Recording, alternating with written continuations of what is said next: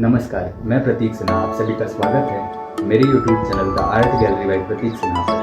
तो आइए आज हम सब बनाते हैं उत्तर प्रदेश के यशस्वी मुख्यमंत्री माननीय श्री योगी आदित्यनाथ जी का डिजिटल पेंटिंग पोर्ट्रेट। वीडियो शुरू करने से पहले मैं आप सबसे एक रिक्वेस्ट करना चाहूँगा कि अगर आपने YouTube channel the art gallery by Pratik Sinha को अभी तक सब्सक्राइब नहीं किया है तो प्लीज़ सब्सक्राइब कर बेल नोटिफिकेशन भी जरूर प्रेस करें, जिससे अपकमिंग वीडियो की जानकारी आपको सबसे पहले मिले। और हाँ, वीडियो कैसा लगा